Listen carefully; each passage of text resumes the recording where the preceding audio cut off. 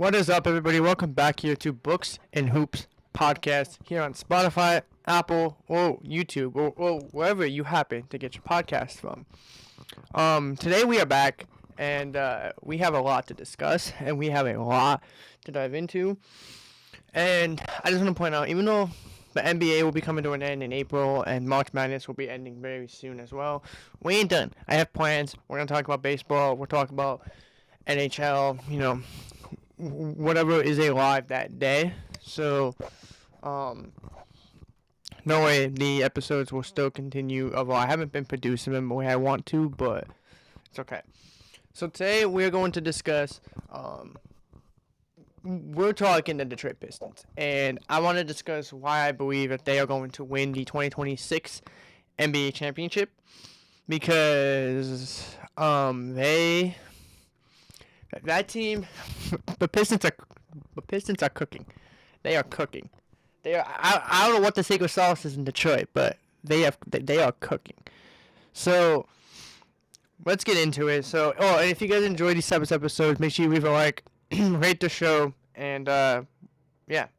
So if we're gonna look at strategical stats with the Detroit Pistons, they have a solid core. They have a very good, solid core. And it's a fantastic young core that they have. And they're fun to watch. Like, as a Knicks fan, they are annoying to play against, but they are fun to watch. They have Cade Cunningham, who is their best player. He's averaging 25 points a game, 9 assists, and 5 rebounds a game. Cade is a bucket. I believe I saw Cade play at Oklahoma State. George would have to fact check me on that, but I'm pretty. So, cousin George, if you're listening to this, I believe we saw Cade Cunningham play against UConn, but you can clarify that via text for me. And then they have Jaren Duran, who's averaging 25.2 points. No.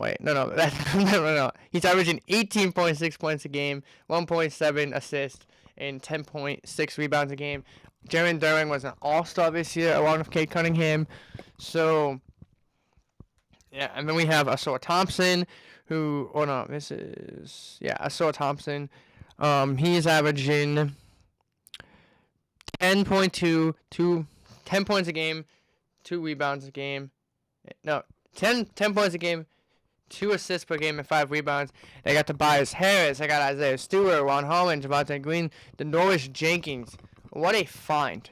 What a find for the Pistons out of St. John's. I believe that's where he went to school. What a find for them out of St. John's. That was a fantastic pickup by the Detroit Pistons. It really was. But the Pistons as a team, they're averaging 117 points a game, which is currently 9th in the National Basketball Association.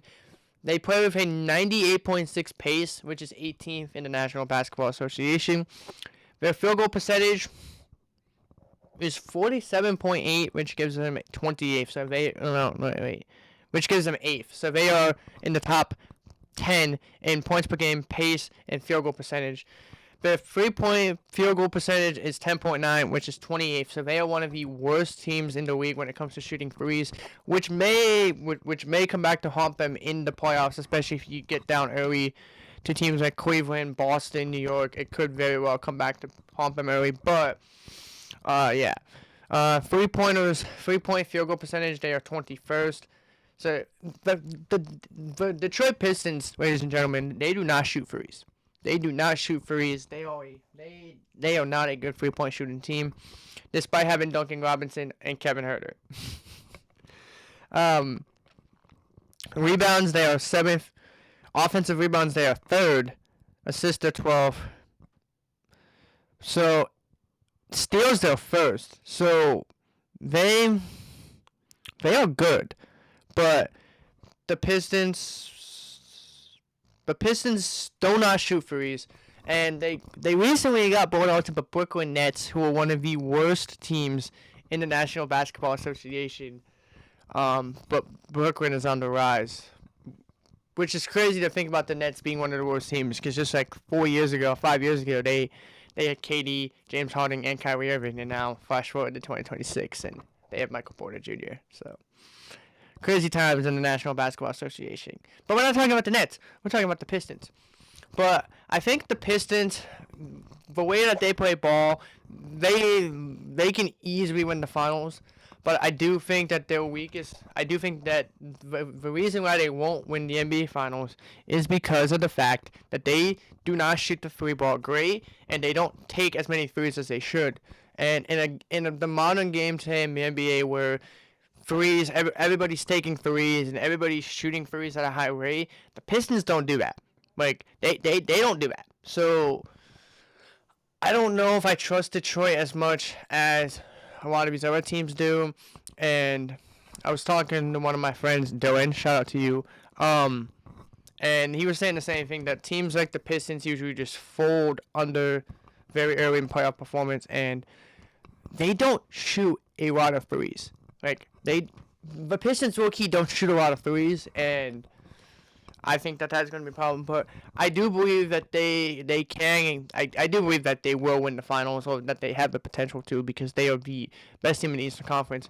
But if we look at it as a whole, the Pistons are probably going to win the East. But I think regardless of who comes out of the West, is going to win it. But I think the Pistons, if they can put it all together, they can easily win not only just the Eastern Conference, but also the NBA Finals over the teams maybe like the Thunder, the Rockets, the Lakers, the Nuggets, like the Spurs.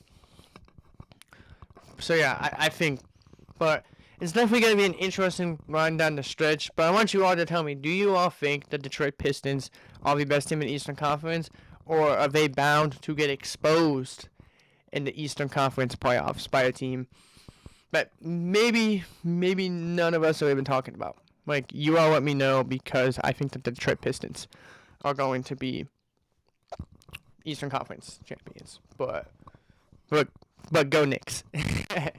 Alright, so the next topic I want to discuss is Bam Adebayo on Tuesday, March 10th, dropped 83 points, which is second most in NBA history, right behind Wilt Chamberlain, who has 100, and breaking the record of 81 that was currently held by the late Kobe Bryant. First off, congratulations to Bam Adebayo. That is a huge accomplishment to score 83 points in an NBA game, and to surpass one of the legends and one of the all-time greats, and Kobe, rest in peace, Kobe. I think it's just phenomenal, and kudos to Bam. I don't think we'll see a player hit 100. I do think 83 is kind of where we'll see players start hitting, but I don't think anyone's going to come close to the 100-game threshold, and just because it's too hard. And I wouldn't say it's impossible, but I don't see a world in which anybody comes close to the 100-point thing. But you all can let me know, who do you think maybe somebody breaks it? I think if someone does do it, I think it's going to be Victor Wembanyama, because the dude is a giant. Like, he's literally like taller than half the dudes on the court half the time. So, but yeah, you let me know what you think. And yeah. But like, I also want to discuss here in the NBA, like the young movement of the NBA, but also tanking. Like, I've done episodes on tanking before. I think tanking is horrible for the NBA, but some teams are good. Like Utah, the Jazz are close to ending their rebuild. Like, they got so many good young pieces. They got Keontae George. They got Ace Bailey. They have Jaren Jackson Jr., who they traded for at the deadline, but then has ended up having some type of, I think it was a meniscus injuries, or something within his knee. But the Jazz are kind of like up and coming in the Eastern Conference, in the Western Conference. The Grizzlies, it's tough, because what do the Grizzlies do with Ja Morant at the end of the day? I do believe that they're gonna trade Ja Morant to a team in the offseason. I'm gonna roll with Miami, but so that's me.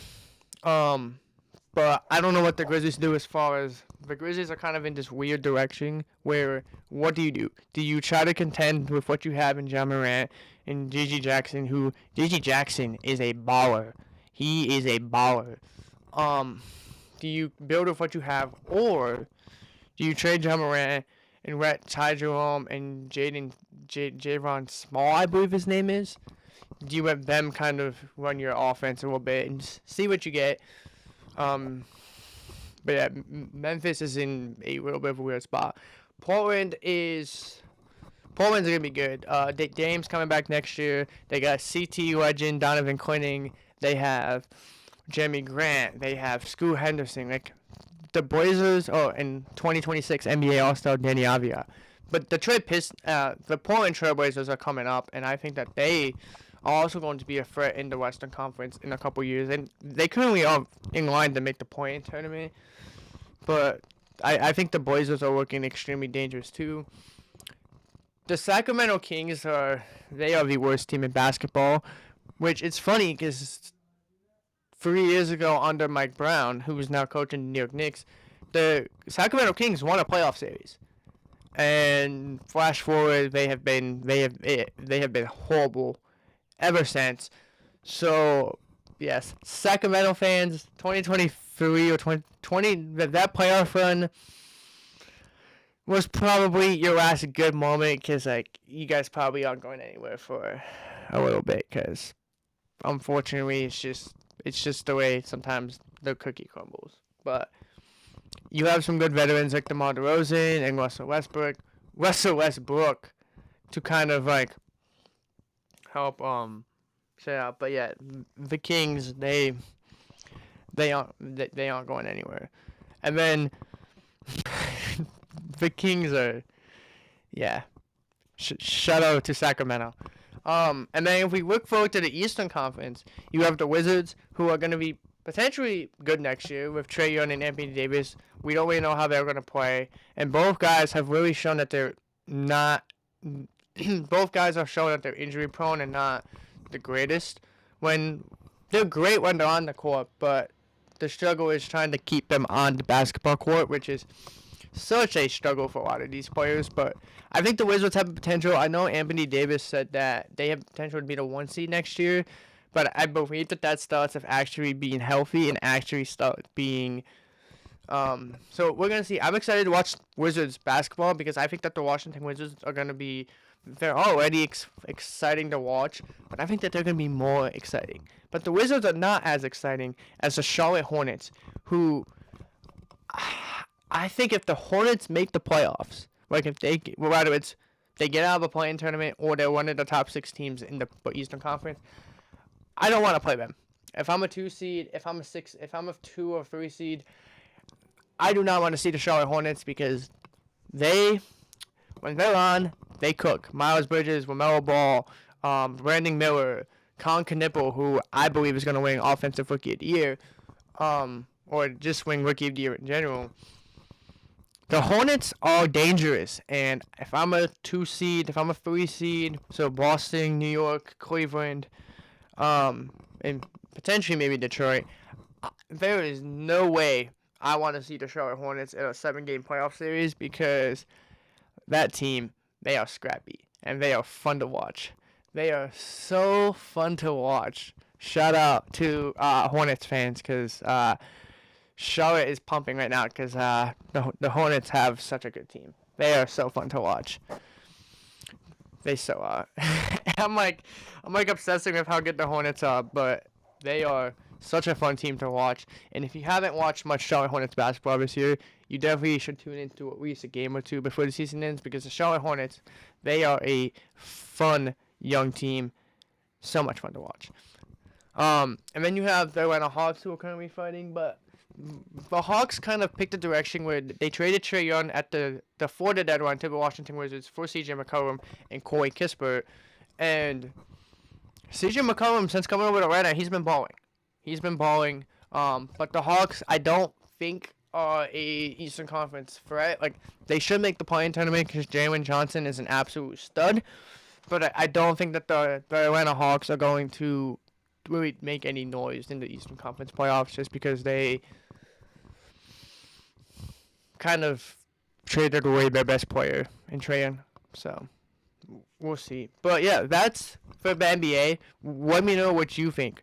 Are you a Charlotte Hornets fan? Are you a Atlanta Hawks fan? Are you a Washington Wizards person? Like, who do you think is the sweeper out of the teams we just discussed? Could it be the Blazers? Could it be the... Wait, you all let me know down there in the comments section, because I want your all's opinion, because your all's opinion matters. And then the next thing I want to discuss is college basketball and the nature of bid stealers. Now, if you're not a college basketball fan, what are you doing? Like, college basketball is so entertaining because at any given night we can have upsets.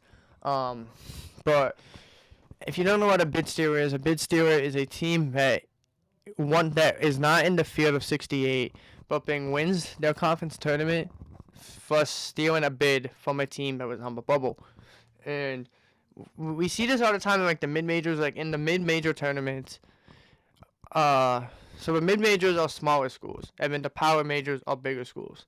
In the mid-majors, we saw 3 number 1 seeds in the conferences go down, which is absolute insane. But we've seen buzzer beaters, we've seen absolute stuff. Congratulations to all the teams that have clinched and bids to the NCAA tournament. I've been saying this for years as a Connecticut-based podcaster that Connecticut hoops was on the rise. You had UConn, you had Yale, you had Fairfield, you had Quinnipiac, you had Sacred Heart. You had all these great teams on the Cups. And then this year they all failed except for UConn and Yale. So, but yeah. Oh, and I forgot to mention the CCSU Blue Devils. But like this year, I don't know. Like I feel like this year Connecticut hoops was coming on the rise, and only UConn and Yale have proven me right so far. So, but it's okay. It's okay. It's okay. There's always next year. But yeah, I mean, if you're not a college basketball fan, I highly recommend you get into college basketball, because college basketball sometimes is better than the National Basketball Association. I know. I sound crazy. I'm fully aware of that, but I think a lot of people would agree that college basketball just sometimes is better than the NBA, if not is better than the NBA. But you all can debate me in the comments down below, and you can all let me know what you think. Is that, you think that's true? Do you think that's false? Like, what do you think? You let me know down below. And then the last topic I have to discuss, with the MLB season right around the corner, if you can't wait for baseball, we do have a little thing called the World Baseball Classic, which is baseball's World Cup. For if you're a World Cup fan, you would probably disagree, but essentially it's the MLB's World Cup, and teams from all over. Like, I know you got Mexico competing in it, you got Puerto Rico, you got Cuba, you got the U.S., you got Italy, like Israel. Like there's countries from everywhere that compete in this, and they got MLB players, they got minor league players, they got guys who you've never heard of, they got guys who play in the independent league, like, but it makes it so fun. And I've tuned into a few WBC games, but if you haven't tuned into the World Baseball Classic, you are missing something, because 3 years ago we had a historic, legendary game between Team Japan and Team USA, where Team Japan won because Shohei Ohtani struck out Mike Trout. But if you haven't watched the World Baseball Classic, you should definitely check it out, because it is a lot of fun, and I think it's a good lead up to the Major League Baseball season. So you should definitely check it out. NFL free agency is underway, but the Ravens did back out of the Max Crosby deal because of what they're saying is a failed physical. So I guess Max Crosby isn't going to be a Baltimore Raven, so where does he go next? Or does he stay in Vegas, which I think seems highly unlikely that he stays in Vegas. But we will see. So that's going to wrap up this week's episode here on Books and Hoops Podcast. If you enjoyed our podcast, make sure you leave a like, subscribe, make sure you rate 5 stars, and I'll see you guys next time. Peace.